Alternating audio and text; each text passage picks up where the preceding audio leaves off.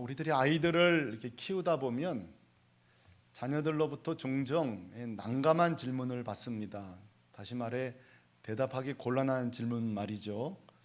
저도 한 10여 년 전에 교회에 한 3학년 됐을까요? 4학년 됐을까? 한 아이가 저희 교회 목사가 40명이 넘는데 저한테 와서 그러는 거예요. 덥석 목사님 얼마 버세요? 그러더라고요. 제가 깜짝 놀래가지고 그런 질문 한 번 없잖아요. 그래서 그게 이렇게 궁금하냐? 그러니까 궁금하다는 거예요. 그래서 저도요 참 웃기죠. 덥석 제가 얼마 버는지를 얘기해 줬어요. 좀 실망할까봐 조금 부풀려가지고 얘기해 줬거든요.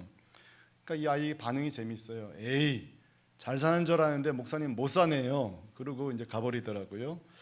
제가 속으로 그랬어요. 내가 너 크면 얼마 버는지 내가 반드시 너만은 내가 확인한다 이랬습니다. 자, 사랑하는 성도를 한번 생각해 봐요. 이 아이가 저를 보고 에이 목사님 못 사네요. 그러면 잘 사네요 이런 답을 들을 수 있으려면 제가 막 큰 돈을 번다 그랬으면은 목사님 잘 사네요 이랬을 거예요. 그렇다면 이 아이 머릿속에는 잘 산다 못 산다 기준이 뭐예요? 제 인격? 제가 살아온 삶 이런 거 하나도 묻지 않았어요. 이 아이 머릿속에 잘 산다는 기준은 돈이었어요. 자, 여러분 아이만 그럴까요? 우리 자신에게 한번 질문해 보세요. 우리는 보통 어느 집 가서 아유 집사님 잘 사시네요. 장로님 잘 사시네요. 또 여러분 지인들을 향하여 언제 잘 사시네요 이런 표현을 쓰나요? 한번 솔직히 우리끼리니까 대답해 보세요.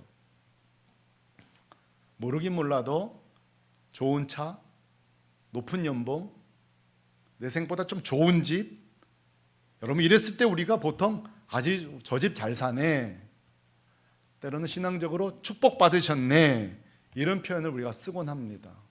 여러분 그런데 궁금하지 않으세요? 과연 성경은 누구를 향해 잘 산다 그럴까요? 이게 궁금하잖아요. 성경은 어떤 사람을 향해 복받았다, 형통했다 이런 말을 할까요? 여러분 성경 뒤에 너무 섭섭하게 생각하지 마세요. 구약 성경 보면 성경도 할 수 없는가 봐요. 많이 가진 것을 형통했다, 복받았다, 잘 산다 이야기하는 것은 사실이에요. 소, 양, 그 밖에 땅, 특히 자녀들이 많을 때 성경은 복받았다, 하나님 복 주신 거다, 형통한 자다 이렇게 표현하긴 해요.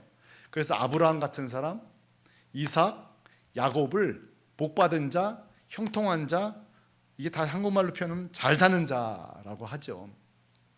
역시 성경도 소유와 잘 사는 것을 연결시키는 것은 사실이에요. 그런데 성도 여러분 하나 더 분명히 기억하십시오. 자, 성경이 분명 소유가 많은 것을 잘 사는 것, 형통한 것으로 말하고 있습니다. 그런데요 그것만 가지고 잘 산다고 하지 않습니다. 다시 한번요, 소유 양이 중요하긴 하나 성경은 그것만 가지고 잘 산다고 하지는 않습니다. 더 중요한 가치를 가진 자를 성경은 진짜 잘 사는 인생이라고 말해요. 그게 여러분 뭘까요? 그게 무엇일까요? 바로 얼마나 가졌냐보다 어떻게 하나님 영광을 위하여 사용하느냐예요. 세상은 얼마나 가졌냐를 가지고 잘 산다고 한다면 성경은 얼마나 복되게 사용하느냐예요. 그 예를 우리는 고린도전서에 찾을 수 있는데요, 고린도 교회 바울이 보니까 싸움이 벌어졌는데 은사의 양을 가지고 싸움이 벌어졌어요. 은사가 내가 더 많다 내가 더 많다 막 그러는 거예요. 근데 바울이 어떻게 이 재판을 판결했는지 아세요? 은사의 양 중요한 게 아니다, 먹든지 마시든지 무엇을 하든지 하나님의 영광을 위하여서 쓰는 자가 복된 자라는 거예요. 이게 고린도전서 10장 31절 말씀이에요. 같이 한번 읽어보실래요? 시작. 그런즉 너희가 먹든지 마시든지 무엇을 하든지 다 하나님의 영광을 위하여 하라. 자, 먹을 게 많아요, 마실 게 많아요, 소유가 많아요. 이것도 복받은 거예요. 그런데 하나님의 관심은요, 이 모든 소유의 양들이 하나님의 영광을 위하여 쓰이고 있다는 거예요. 여러분 이사야서 60장을 보면요, 이스라엘이 포로된 70년 동안 빈털터리 인생 되잖아요. 6장에 보면은 이스라엘이 다시 돌아와서 엄청난 부자가 될 거라고 예언하고 있어요. 그게 60장이에요. 하나님이 다 복을 주실 거래요. 잘 살게 하실 거래요. 그래 놓고요 60장 1절, 2절, 3절, 4절 읽어보면요 이렇게 잘 살게 하는 목적을 뭐라고 하는지 아세요? 너가 그렇게 잘 사는 걸 보고 내 빛을 보고 열방이, 나라들이, 온 백성들이 너에게 나아올 거라는 거예요. 그리고 그 복을 같이 누리게 될 거라는 거예요. 그러니까 이스라엘을 복되게 하신 이유는 그 복을 보고 마치 그 빛을 보고 배들이 그 등대를 보고 찾아오듯이 모든 열방이 하나님이 복 주시는 거구나 알고 모여드는데 그들과 함께 그 복을 나누기 위하는 거라는 거예요. 저는 아침마다 새벽에 여러분들로 요즘 기도하는 것 중에 하나가 이게 있어요. 하나님 우리 성도도 정말 복 받게 해주세요. 그게 비물질적인 거, 지혜, 뭐 판단력, 인간관계 다 포함되어 있어요. 또 물질도 포함되어 있어요. 이게 제 기도 제목이에요. 근데요 제가 놓치지 않는 기도 제목이 있어요. 이것입니다. 하나님 우리 성도들 복 받거든 주의 영광을 위해 잘 사용하게 하여 주옵소서. 고인물 되지 않게 하시고 흐르는 강 되게 해 주십시오. 닫힌 곳간 되지 말고 열린 창고 되게 해 주십시오. 썩은 물 되지 말고 흐르는 물 되게 해 주십시오. 다시 말해서 복의 열린 통로가 되게 해달라는 거예요. 여러분 믿습니까? 전 그렇게 기도하고 있어요. 그러므로 성도 여러분 꼭 구하셔야 돼요. 하나님 풍성함을 주십니까? 그렇다면 잘 사용하는 성도 되게 하여 주옵소서. 이게 성경이 말하고 있는 이게 진짜 잘 사는 사람이에요. 이게 형통한 사람이에요. 스타가 되는 거, 유명인이 되는 거 그게 복일 수 있어요. 그러나 그 자리를 주신 목적은 사용하라는 거예요. 자, 그런 의미에서 저는 오늘 정말 잘 사는 사람 하나 소개하겠어요. 형통한 사람 소개하겠어요. 복된 사람 소개하겠어요. 그것은 바로 그분은 요셉입니다. 이미 인생 시작부터 잘 되는 꿈을 2번이나 꿨잖아요. 잘 될 거라고 한 번도 아니고 2번이나 꿈을 줬어요. 정말 이 꿈대로라면요 요셉보다 잘 살 사람은 없을 거예요. 그러나 우리가 지난주 살펴본 것처럼 실제 요셉의 삶은 꿈대로 되지는 않습니다. 요셉의 삶은요 꿈과 반대로 못 살아요. 노예가 됐으면 말다 했죠. 자유와 인권을 다 빼앗긴 거예요. 노예는 당시에 소유물이에요. 사람이 아니에요. 재물에 속해요. 그리고 보디발 집 노예로 팔려갑니다. 저는 요 39장쯤에서 요셉의 마음 심경을 한마디로 표현한다면 이렇게 말할 거예요. 한번 따라하실래요? 요셉은 혼란 중. 저는 요셉을 한마디로 혼란 중. 꿈을 생각하면 믿음이 발생해요. 꿈만 생각하면 믿음이 발생해요. 우리도 그러잖아요. 자녀들이 부모님이 지금 나를 위해 기도하는 모습, 나를 향한 주님의 인도하심을 생각하면 믿음이 발생해요. 그러나 내 현실을 보면 답답해요. 원망이 되고요. 분노가 차고요. 요셉도 지금 그러지 않았겠어요? 혼란 중. 꿈을 생각하면 믿음이 발생해요. 그런 이 노예복 입은 내 자신을 보면 그저 꿈은커녕 좀 사람답게 좀 살아봤으면, 그렇죠? 좀 사람답게 좀 살아봤으면. 저는 요즘 이 요셉의 심경이 2020년도를 살아가는 우리 모두의 마음이라고 생각해요. 여러분 저는요 작년 송구 영식 예배 때 개인 기도할 때 올 2020년을 두고 나름대로 응답받은 게 있어요. 하나님 좀 비상한 일을 하시겠다고 그런 응답을 받았어요. 제가 그래서 어떻게 2020년 카운트다운을 기다린지 아세요? 2020년 되기만 해봐라 제가 기다렸어요. 어떤 비상한 은혜를 주시나, 어떤 특별한 은혜를 주시나. 오늘 올해 정말 나 열심히 목회해야지. 더더군다나 우리 또 좋은 전도사님들 오셨고요. 또 한 전도사님은요 막 저에게 포부를 밝히는데 목사님 제가 2배는 만들어야죠 막 이러시는데 너무 걱정되는 거, 너무 부흥될까 봐. 저 부서가 저렇게 부흥되면 어떡하지? 제가 막 걱정이 되는 거예요. 근데 여러분 우리 지금 혼란 중이에요. 우리 목회자들 지금 혼란 중이에요. 어떻게 보면 2020년도 우리 인생 가운데 제일 못 사는 시기예요. 저만 그럴까? 여러분도 그러지 않을까요? 2020년도를 벼르신 분이 있을 거예요. 정말 2020년 내 사업 일으켜야지. 2020년 내가 정말 좋은 직장 취업해야지. 2020년도 내가 원하는 대학 가야지. 어떤 사람은 올해만 기다리면서 여행 계획 세우신 분들이 있었을 거예요. 진짜 올해는 어디 가야지. 이야, 참 상가 유감을 표합니다. 여행 못 가신 분도 마음이 아파요. 자, 결론, 2020년도 제일 못 산 시기 이렇게 말할 수 있어요. 자, 요셉도 결론, 제일 못 사는 시기 이렇게 말할 수 있어요. 그래서 여러분, 오늘 우리 39장이 필요합니다. 자, 그런 분일수록 오늘 이 39장이 우리에게 꼭 필요합니다. 왜요? 요셉은 제일 못 살 환경이에요. 제일 살 수 없는 환경이에요. 그런데 오늘 제일 잘 삽니다. 그 증거가 뭐냐고요? 형통했다는 말이 3번이나 나와요. 잘 살았다고 말한다고요. 2절에 이렇게 말합니다. 여러분 2절 눈으로 한번 보실래요? 같이 읽어봐요. 시작. 여호와께서 요셉과 함께 하심으로 그가 형통한 자가 되어 그의 주인 애굽의 집에 있으니 그랬어요. 자, 여기 형통한 자라는 단어가 나오는데 히브리어로 짤라란 뜻이에요. 이 말이 오늘 39장에 반 3번 나와요. 다 요셉과 관련됐어요. 제일 못 살아야 될 요셉을 향해서 잘 살고 있다는 거예요. 자, 여러분 이 형통하다는 이 짤라란 히브리어가요 3가지로 표현돼요. 굿, 좋았다는 뜻이에요. 요셉, 좋았어 이 말이에요. 두 번째로 이 짤라라는 말은요 있는 그대로 우리 아는 대로 성공하다라는 뜻이에요. 성공하다. 세 번째, 이게 제일 중요한데요, 이 짤라란 말 속에는요 돌파하다는 뜻이 있어요. 어려운 일을 극복해내다, 돌파하다 이런 뜻이 단어가 들어있어요. 자, 요셉이 지금 노예 주제에 굿, 성공, 뭔가 막 돌파하고 있다, 이게 여러분 느껴지세요? 자, 누군가 여러분을 향해서 2020년도 굿이야, 성공할 거야, 극복하실 거예요, 그때 아멘 되어지세요? 근데 요셉은 오늘 말씀 보면 이게 아멘 되어져요. 자, 신부는 노예예요. 근데 요셉의 삶이 지금 막 굿, 성공, 맡기는 일들마다 막 극복하고 성취해가기 시작합니다. 그러면서 여러분 어떤 일이 벌어지는지 아세요?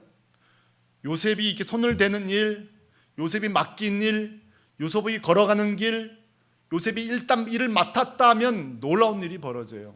5절 말씀인데요, 이게 이제 보디발이 보고 놀란 거예요. 자, 5절입니다. 같이 읽어볼까? 시작. 여호와께서 요셉을 위하여 그 애굽 사람의 집에 복을 내리심으로 여호와의 복이 그의 집과 밭에 있는 모든 소유에 미친지라. 한마디로 말하면 신명기에 보면 이런 말씀 나오죠. 하나님의 복이 주방 기구까지 막 축복한다고 그랬어요. 반죽그릇도 숟가락도 복을 받고 들에 나가도 짐승들이 복, 그때 쓰였던 표현이거든요. 한마디로 요셉이 건드리기만 하면 다 축복이 된다는 거예요. 보디발은 이러지 않았겠어요? 아이고, 간만에 똑똑한 놈 하나 들어왔네. 이야, 정말 나 운 좋다. 간만에 노예 하나 잘 뽑았네, 이런지 모르겠어요. 근데요, 보디발이 자세히 보면서 놀라운 사실을 깨닫게 됐어요. 그게 뭐죠? 3절입니다. 3절에요, 보디발이 결국 봐버렸어요. 같이 읽어볼까? 시작. 그의 주인이 여호와께서 그와 함께 하심을 보며 또 여호와께서 그의 범사에 형통케 하심을 보았더라. 자, 중요한 질문을 드립니다. 요셉과 하나님이 함께 하시는데 진짜 복받은 사람 누구예요? 보디발이에요. 함께 하시는 분은 요셉인데 진짜 수지 맞고 복받은 사람은 바로 보디발이에요. 그래서 보디발이 입에서 뭐라 나오죠? 하나님이 함께 하시는구나, 요셉과. 나와 함께 하신다고 하지 않았어요? 보디발 나랑이 아니에요? 저는 저 친구와 함께 하시는구나. 그리고 저 친구가 하는 일마다 복을 받는구나. 그리고 맡기면 어려운 일도 잘라 극복해내는구나. 여러분 재밌죠? 요셉의 신분이 뭐라고요? 노예 주제예요. 노예 주제. 직업이 노예예요. 사회적 신분이 노예라고요. 근데 하는 일은요, 주인이 할 수 없는 일을 해요. 자, 우리의 상식에 주인이 노예에게 복을 줍니다. 근데 지금 역전된 거예요. 이 요셉의 삶이 주인을 복되게 한다고요. 여러분, 이 노예 요셉이 가는 곳마다 그 땅이 복을 받습니다. 요셉이 맡는 업무마다 그곳이 복을 받습니다. 사랑하는 성도 여러분, 이게 잘 사는 거예요. 요셉이 지금 좋은 직업을 얻었다, 이게 아니에요. 지금 총리가 된 것도 아니에요. 우리는 내가 뭐만 된다면, 힘을 얻는다면, 내가 어느 자리에 올라간다면 내가 잘 살 수 있을 텐데 이렇게 말해요. 내가 인기를 얻고 대학을 가고 좋은 직장에 들어가면 우리 부모님께 잘할 수 있을 텐데 그렇게 얘기해요. 근데 여러분, 요셉은 혁명적이에요. 직업이 노예인데도, 노예 주제에도 하나님이 함께 하시면 도리어 다른 주인을 복되게 할 수 있다는 사실이에요. 사랑하는 새물교 공동체 여러분, 저는 오늘 이 아침에 이 복에, 이 잘 산다는 개념의 패러다임, 이 생각을 싹 바꾸기를 원해요. 가져야 잘 산다고요? 높은 직장을 가져야 잘 산다고요? 그렇지 않아요. 정말 잘 산다는 거는요, 하나님 함께 하시는 삶이에요. 여러분 믿습니까? 하나님이 함께 하시는 삶이에요. 그게 노예든 감옥에 가든 어디든 가든 첫째로 잘 사는 인생의 출발은 하나님이 함께 하시는 삶이에요. 하나님 함께 하시니까 그 삶에 막 복이 꿀물처럼 떨어지는 거예요. 그리고 오늘 말씀에 하나도 요셉이 복받았다고 하잖아요. 요셉이 함께하는 주인이 복을 받았다고 말해요. 우리는 아까 이런 찬양을 불렀어요. 너를 축복한다고. 근데 후반부에 보면 이런 말이에요. 너가 담장을 넘은 뻗은 복이 되기 원한다고. 뻗은 나무가 되기 원한다고. 이런 찬양을 우리가 같이 불렀어요. 여러분, 이 찬양이 잘 사는 자의 모습이에요. 난 너가 형통하기를 원해. 너가 축복받기를 원해. 근데 그 궁극적인 게 뭐예요? 뻗은 나무가 되는 거예요. 뻗은 가지가 되는 거라고요. 자, 성경이 말하는 잘 산다는 개념을 우린 요셉을 통해 오늘 보고 있어요. 형편, 직업, 권력 그런 거 아니에요. 소유의 양 그거 아니에요. 하나님의 임재, 그리고 성실한 삶, 그곳에 나타난 하나님의 역사. 저는 오늘 예배드리는 가정의 어린아이들에게 숙제를 오늘 좀 내드리고 싶어요. 목사님도 나이가 이렇게 커가면서요, 우리 부모님을 다른 집 부모님과 비교할 수 있게 되었어요. 어느 순간 우리 집이 작은 집에 살고 있구나, 우리 집에 차도 없구나, 그러면서 좀 경제적으로 우리 집은 넉넉하지 않다는 걸 알게 됐어요. 자, 이때 우리 어린이들, 저와 같은 어린이 있나요? 가정마다 우리 아버지가 조금 내가 원하는 걸 더 사줬으면, 우리 집이 좀 더 소위 많이 가졌으면. 근데 오늘 하나 숙제를 내드릴게요. 우리 엄마 아빠가 그거보다 축복의 통로로 사용되고 있는지를 잘 관찰하세요.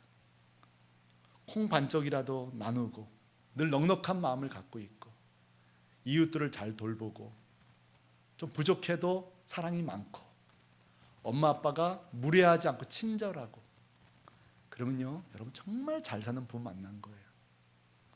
지금 못 깨달으면 나중에라도 깨달았으면 좋겠어요. 그런 의미에서 저는요, 너무 잘 사는 부모를 만났어요. 남에게 패기치지 아니하고 얼마나 자랑스러운지 몰라요. 요셉을 보세요. 요셉 정말 잘 사는 인생이에요. 저는 오늘 요셉을 묵상하다가 우리 예수님이 떠올랐어요. 우리 예수님 직업이 뭐예요? 하층 노동자, 목수예요. 목수. 아무런 영향력을 끼칠 수 없는 직업이에요. 심지어 아버지가 누군지도 모른다고 소문나는 바람에 사생아라는 손가락질도 받기도 했어요. 성령으로 나왔으니까. 근데요, 예수님이 하나님의 권능을 받고 예수님이 하나님이시니까. 예수님이 가는 곳곳마다요, 병자가 회복되어져요. 예수님이 가는 곳곳마다 형제가 화해를 하게 되어져요.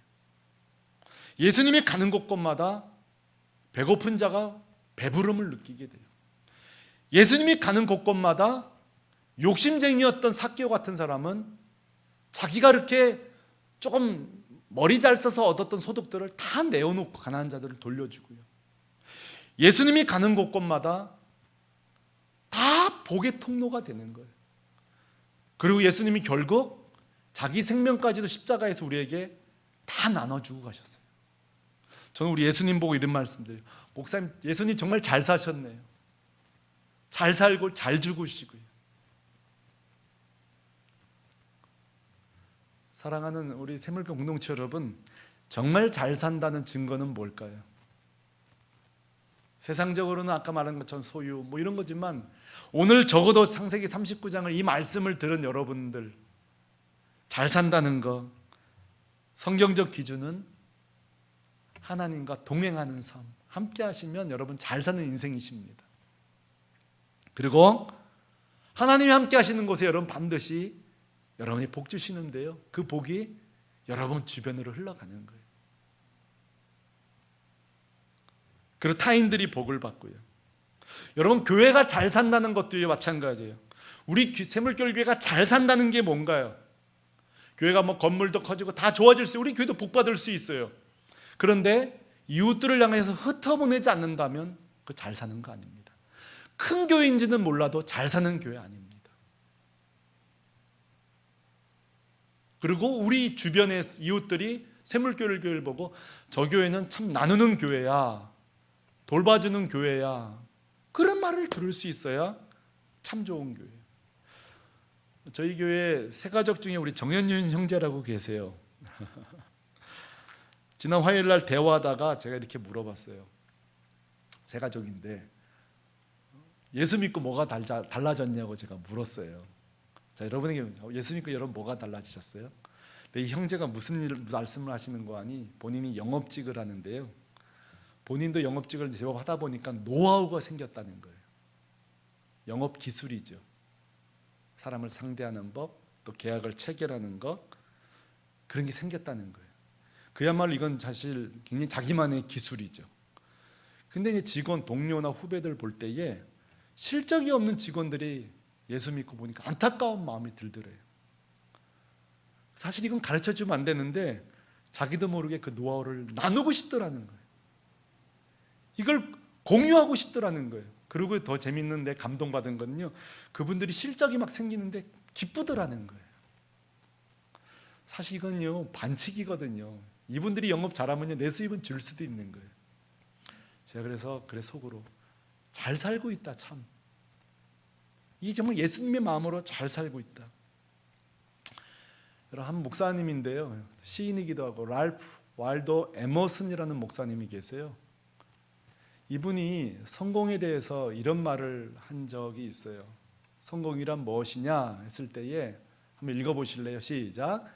자기가 태어나기 전보다 세상을 조금이라도 살기 좋은 곳으로 만들어 놓고 떠나는 것, 이것이 진정한 성공이다. 한 번 더 읽어보실래요? 시작. 자기가 태어나기 전보다 세상을 조금이라도 살기 좋은 곳으로 만들어 놓고 떠나는 것, 이것이 진정한 성공이다. 제가 이것을요 저에게 적용해 봤어요. 저 문장을, 목사님이시니까 묻고 싶어. 우리 장로님 권사님들에게, 이정철 목사가 새물교회 부임한 뒤에 우리 교회는 좋아졌나요? 묻고 싶어요. 예, 아무도 네 안 하십니다 지금. 자, 여러분 이 질문을 그대로 여러분에게 해보세요. 왜 이 질문 중요한지 아세요? 우리 다 이런 마음 가져요. 내가 정말 좋은 집 결혼해야 되는데, 좋은 직장 가야 되는데, 좋은 학교 가야 되는데, 좋은 부서로 배치돼야 되는데. 근데 여러분 성경적 관점은 그게 아니에요. 내가 배치되어서 거기가 좋아지는 거예요. 이게 요셉의 삶이에요. 한번 이 질문 여러분이 적용해 보세요. 우리 부부 계시죠? 결혼한 후에 여러분 가문이 좋아지셨나요? 여러분 장인 장모님께 사실 다 전화해서 물어봐야 되는 건데요, 며느리를 얻은 뒤에 우리 집이 좋아졌나요? 사회를 얻은 뒤에 우리 집이 좋아졌나요? 내가 좋은 장인 만나가지고 한몫해야 되는데, 그거 말고요. 자, 여러분, 우리가 이사 온 뒤에 우리 아파트는 좋아졌나요? 우리 빌라는 좋아졌나요? 우리 학생들이요, 여러분이 간 부서가 간 후에 그 부서 실적이 올랐나요? 좋아졌나요? 여러분이 맡은 사역 이후에 그 부서가 좋아졌나요? 내가 입학한 후에 우리 대학이 좋아졌나요? 이게 바로 성경적인 삶이에요. 세상은 시대를 탓해요. 부서를 탓하고 환경을 탓하고, 내가 좋은 집에 태어났으면, 좋은 가정으로 결혼했으면, 그런 마음을 가져요. 그러나 성경적인 삶은 요셉이 보여줬어요. 우리 예수님이 보여주셨어요. 우리 요셉이 걷는 곳마다, 우리 예수님이 걷는 곳마다 그곳은 축복의 땅이 되었어요.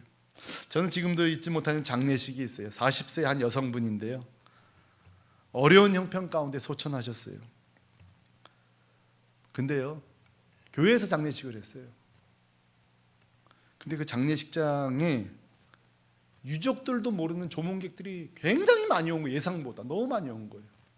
그 교회가 교회를 지어놓고 성도 수가 없으니까 한 번도 그 교회를 채워본 적이 없어요. 그 담임 목사님 소원이, 이 교회는 언제 채워지나. 근데 이 여성분의 돌아가신 장례식 날 이 교회가 다 채워졌는데 성도들로 채워진 게 아니에요. 이분이 형편이 어려운데 살아있는 동안에 사람들을 도왔는데 처음 보는 조문객들인데 이분에게 도움을 받았다는 거예요. 사랑을 받았다는 거예요. 오열을 하고 울고. 그 목사님이 그랬어요. 우리 교회가 오늘 장례식이 예배당이 다 채워졌다고. 여러분, 사람의 잘 산다는 게 넉넉함에 있지 않습니다. 유능함에 있지 않습니다. 저는 그런 생각 해봐요. 내 묘비묘에는 내 자손들이 뭐라고 쓸까? 그런 생각 해보셨어요? 내 묘미명에 우리 자녀들이 우리를 추억하면서 뭐라고 쓸까 할 때에 저는 이렇게 썼으면 좋겠어요. 우리 아이들이 주님처럼 잘 살려고 애쓰다 가다, 이렇게 써줬으면 좋겠어요. 제가 하는 업적도 다 빼고요, 어느 교회 부임인 그거 필요 없고요, 주님처럼 잘 살려고 애쓰다 가다. 그러면 잘 사는 인생이에요. 사랑하는 공동체 여러분, 2020년 코로나19, 지금 우리 정말 그동안 우리가 생각지 않았던 모든 일이 벌어지고 있습니다. 이때 정말 우리가 해야 될 일이 뭘까요? 빨리 이 코로나19가 끝나기도 기대해야 되겠지만, 그리 아니하시할지라도 믿음이 필요해요. 요셉도 내가 빨리 총리돼야지가 아니었어요. 가는 곳곳마다 하나님 임재 가운데 하루하루를 잘 산 것처럼 우리 삶 속에 우리 원하는 대로 그리 아니하실지라도 그 하나님 임재 가운데 감사하고 주님 뜻을 믿고 이웃들을 돕고 나를 향한 주의 축복을 흘려보내고. 그래서 여러분, 제가 선포합니다. 2020년도 지난 이 코로나19 언젠간 종식될 겁니다. 그때 저와 여러분 입술에서, 목사님 2020년도 제일 잘 살았습니다, 내 삶은 그리 아니할지로라는 일들이 반복이었지만 제일 잘 살았습니다, 주님처럼 잘 살려고 애썼습니다, 고백하는 저와 여러분들 되기를 주님의 이름으로 축복합니다. 우리 같이 찬양 부를 텐데요, 이 찬송 부르고 싶었어요. 그리 아니하실지라도 감사해요, 그리 아니하실지라도 사랑해요. 주님 뜻을 믿기 때문이죠. 자, 내 삶은 다 그리 아니하실지라도, 이 뒤에 가사 보세요. 언제나 나를 향한 신실한 사랑, 우리를 향한 그 크신 사랑, 우리가 함께 높이며 주를 찬양해 할렐루야 하나님 영광. 자, 이 시대와 탓하지 않고 하나님만 바라볼 때에 이 찬송할 수 있는 겁니다. 우리 다 같이 자리에서 일어나서 이 찬양 하나님 앞에 올려드리면서 찬양하십시오. 네, 조금 천천히 부르도록 했어요. 그리 아니하실지라도 감사해요, 감사해요. 주님 뜻을 믿기 때문이죠. 그리 아니하실지라도 그리 아니하실지라도 사랑해요, 사랑해요. 믿음으로요. 협력해서 선을 이루. 다시 한번 찬양하십시다. 그리 아니하실지라도, 그리 아니하실지라도 감사해요. 주님 뜻을 믿기 때문이죠. 믿음으로 그리 아니하실지라도 사랑의 모든 것이 합력될 것입니다. 합력해서 선을 이루어요. 언제나 나를 향한 신실한 사랑, 우리를 향한 그 크신 사랑,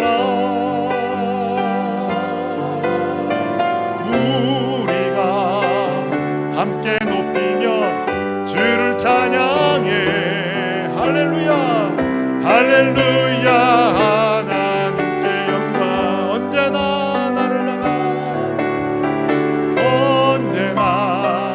나를 향한 신실한 사랑,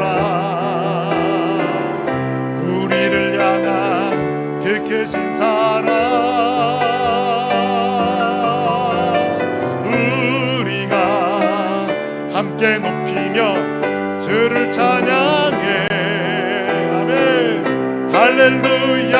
하나님께 영광. 우리 같이 시간에 기도할 텐데요, 누군가 그러실 거예요. 목사님, 정말 올해 너무 잘 살기 힘들고 어려워요. 그러나 나와 함께 하시는 주님을 바라보십시다. 그리고 겨우 생존을 위해 기도하지 말고요, 하나님, 잘 살기 어려운 2020년도 이 코로나19 시기에 저 정말 잘 살기 원해요. 주님 나와 동행해 주세요. 그리고 하나님, 나만 복 받지 말고요, 이 복이요 흘러가게 해주세요.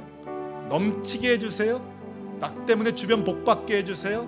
내가 가는 가정, 내가 가는 부서, 내가 만난 바이어들, 내가 갖는 파트너들 누구나 복 받게 해주세요. 우리 같이 한번 기도하도록 하겠습니다. 기도하십니다. 할렐루야.